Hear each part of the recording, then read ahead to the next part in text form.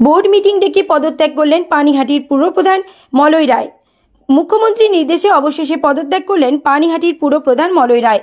পৌর আইন অনুযায়ী সোমবার বোর্ড মিটিং ডেকে তিনি পদত্যাগপত্র জমা দিলেন। সেই পদত্যাগপত্র এদিন গৃহীত হয়েছে। পদত্যাগের পর সাংবাদিকদের মুখোমুখি হয়ে বিদায়ী পুরপ্রধান মলয় রায় বলেন, আগামী 21শে মার্চ উপপুরপ্রধান সুভাষ চক্রবর্তী বৈঠক ডেকেছেন। উক্ত বৈঠকে সেদিন নতুন পুরপ্রধান বেছে নেওয়া হবে। তার কথায় অমরাবতী মাঠ বিক্রি হয়নি, পুরমন্ত্রী তাকে ক্লিন চিট দিয়েছেন, তবে দল চাইলে কাউকে সরাতেই পারে। ব্যারাকপুর থেকে বিশ্বজিৎ নাথের রিপোর্ট, বাংলা এমজি নিউজ। হ্যাঁ, আজকে বোর্ড মিটিং ছিল। আমরা গতকালই আপনাদের জানিয়েছিলাম আজকে বোর্ড মিটিং হবে এবং পদত্যাগপত্র গৃহীত হবে, পেশ করা হবে এবং গৃহীত হবে। সেই মতোই আমরা আবার বলি, আমরা প্রত্যেকেই দলের সৈনিক। দলের যে নির্দেশ সেটাকে শিরোধার্য করেই আমাদের সবাইকেই চলতে হয় এবং আমি দলের সেই নির্দেশ পাওয়া মাত্রই পদত্যাগ করেছিলাম। মাননীয় পৌরমন্ত্রীর মাধ্যম দিয়ে ব্যারাকপুর এসডিওর কাছে গত 12 তারিখ, গত 13 তারিখ এসডিওর কাছে আমি পদত্যাগ করেছিলাম এবং সেই মতো আজকের দিনটা ধার্য হয়েছিল সেই পদত্যাগপত্র গৃহীত হওয়ার জন্য। সেই সভা আজকে আমি রেখেছিলাম বিএম অ্যাক্ট অনুযায়ী এবং সেই অ্যাক্টকে সামনে রেখে আজকে বোর্ডের 33 জন কাউন্সিলর, 2 জন অ্যাবসেন্ট ছিলেন। একজন আমাদের দুর্ভাগ্যবশত আমাদের খুব খারাপ লাগছে আজকের দিনে যে আমাদের এক বন্ধু তারক গুহ 11 নম্বর ওয়ার্ডের পৌরপিতা, তিনি জেলবন্দি থাকাকালীন আজকে আসতে পারেননি এবং আমাদের 30 নম্বর ওয়ার্ডের পৌরমাতা তিনি আজকে সভায় থাকতে পারেননি। এছাড়া বাকি 33 জন অননেমাসলি আজকে এই সিদ্ধান্তকে মেনে নিয়েছেন এবং এই সিদ্ধান্ত আমরা এই মুহূর্তে এসডিওর কাছে পাঠিয়ে দিচ্ছি।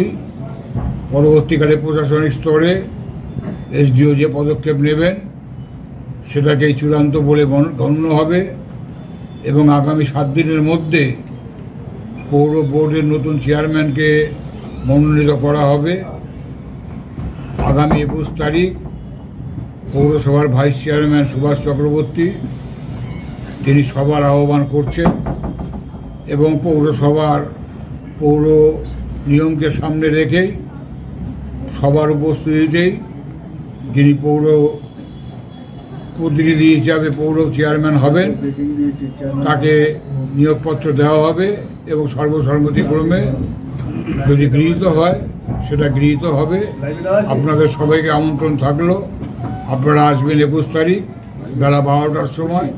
আমরা আবার আপনাদের সঙ্গে আবার মিলিত হব এবং আমাদের পানিহাটি পৌরসভার পরবর্তী কর্মক্রিয়া সম্পর্কে আপনাদের ওয়াকিবহাল করবো। আপনাদের ভাষা দ্বিমত হয়, সর্বসম্মতি কথাটাই হচ্ছে সবার মত নিয়েই ওটা গৃহীত হবে। দল তো বলে আর কিছু নেই, দল নিশ্চয়ই ভোট হতে পারে। এখানে বিজেপির প্রার্থী আছে, সিপিএম এর প্রার্থী আছে, কংগ্রেসের প্রার্থী আছে, ভোট হতেই পারে। ভোট হবে আবার, যদি ভোট হয় হবে, নিশ্চয়ই হতে পারে।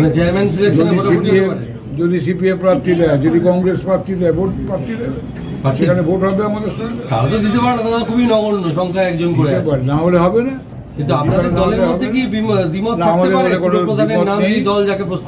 দলে কোনো দ্বিমত নেই, আমাদের দলে কোনো দ্বন্দ্ব নেই, আমাদের দলে কোনো গন্ডগোল নেই। খেলাটা তাহলে কবে থেকে হবে? খেলা তো চলছেই, সবসময় চলছে। খেলার মাঠ নিয়ে গন্ডগোল, খেলার মাঠে খেলা চলছে, মেলা চলছে, পুজো চলছে, ক্লাব চলছে, সবকিছু চলছে। খেলার মাঠে ক্লাবও আছে? হ্যাঁ, 2টো ক্লাব আছে, একটা নাকি জানতে পারলেন যে আপনাকে কেন নজরদারির অভাব? এখনো পর্যন্ত কি আপনি জানতে পারলেন যে আপনাকে পদত্যাগ কেন করতে হবে? জানবার ক্ষমতা তো আমার নেই, এটা আমার দলের শিরোধার্য একদম দলের।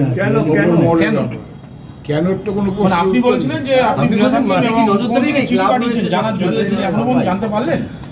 আমার কাছে একটাই প্রশ্ন ছিল, মাঠ বিক্রি হয়েছে কিনা সেটা নিয়ে যারা নোংরামো করলেন বা করবার চেষ্টা করলেন তাদের কথাটা সত্য না মাঠটা বিক্রি হলো না সেটা সত্য আমি তারা বলতে পারবো না কারা করলো, এখনো তো তাদের সার্টিফাইড হয়নি। কিন্তু দেখা গেছে তারা যারা নোংরামো করেছে তাদের কথা টেকেনি। মাননীয় পৌরমন্ত্রী তিনি একদম ক্লিন চিট দিয়েছেন যে কোনো মাঠ বিক্রি হয়নি। সুতরাং কোনোভাবে আমরা পৌর প্রধানকে দোষারোপ করতে পারছি না, দোষারোপ করছিও। তাহলে শুনলেন কেন? শুরুবার তো অনেক কারণই থাকতে পারে। কি কারণ আমি মনে করি দল যদি মনে করে, মুখ্যমন্ত্রী যদি মনে করে কাউকে সরাতেই পারে। কত মন্ত্রী চেঞ্জ হচ্ছে, একনিষ্ঠ কর্মী এতদিনের কর্মী বলে আমাকে তো দল ফেলে দেয়নি। আমি দল থেকে অনেক কিছু পেয়েছি। দলে আমি 93 সাল থেকে কাউন্সিলর আছি, 98 সালে তৃণমূলে জন্ম হয়েছে, আমি কাউন্সিলর হয়েছি। বামফ্রন্টের রাজত্বে আমি বিরোধী নেতা ছিলাম। আমাদের রাজত্বে 13 সালের পর আমি ভাইস চেয়ারম্যান ছিলাম। আমি 22 থেকে 25 আমি চেয়ারম্যান হয়েছি। আমার পৌরসভার 125 বছর পৌরসভার বয়স। আজ অব্দি কোনো মানুষ নেই যিনি এতগুলো পোস্ট হোল্ড করেছেন পৌরসভার মধ্যে। আমি একমাত্র ব্যতিক্রম, এতগুলো পোস্ট হোল্ড করেছি, সেইখানেই আমি ধন্য। ওয়েট করেন না, কয়েকদিন ওয়েট করেন। ক্লিন চিটের পরেও আপনাকে কেন পদত্যাগ করতে দল হচ্ছে? নিশ্চয়ই কিছু বলবে, কিছু ওয়েট করেন না। আপনি তো ক্লিন চিট দেওয়া হচ্ছে মাঠের ব্যাপারে, তাহলে কেন পদত্যাগ? ওয়েট করেন, আপনার তো সাংবাদিকতা আজকে শেয়ার হচ্ছে না, এক মাস ওয়েট করেন না। আপনি সময়ের উপর ছেড়ে দিতে চাইছেন? অবশ্যই। কি হবে সময়ে? দেখেন না, একটু ওয়েট করেন, সব জানতে পারবেন। মানে যে তাহলে প্রমোটিং এর যে ভুয়ো খবরে আপনাকে সরে যেতে হলো, তাহলে আপনি কি বলবেন সেটাকে? আমার খবর না, পৌরমন্ত্রীর খবর, পানিহাটির খবর, পানিহাটির মানুষের খবর। অসুবিধার কি আছে? আপনার মনেও তো প্রশ্ন থাকা উচিত যে ক্লিন চিট পাওয়ার পরেও কেন আপনাকে পদত্যাগ করতে না না না, এটা কোনো প্রশ্ন নেই। এটা অনেকেই সত্যি হয়, কত মন্ত্রীকে সরে যেতে হচ্ছে, তাতে কি হয়েছে? দল বা সরকার যদি মনে করে আমার দলের স্বার্থে, পৌরসভার স্বার্থে, আমার গভর্নমেন্টের স্বার্থে কাউকে সরাতে হবে, দল সরাতেই পারে, দলের নেতা নেত্রী সরাতেই পারে। কত মন্ত্রী তো সরে গেছে, কি হয়েছে? দলের স্বার্থে প্রয়োজনে মানুষের কাছে পরিবর্তন হতেই পারে। এই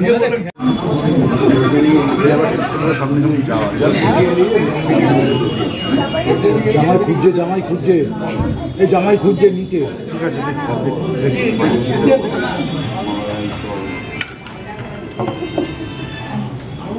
ক্যামেরা কাজ করে না।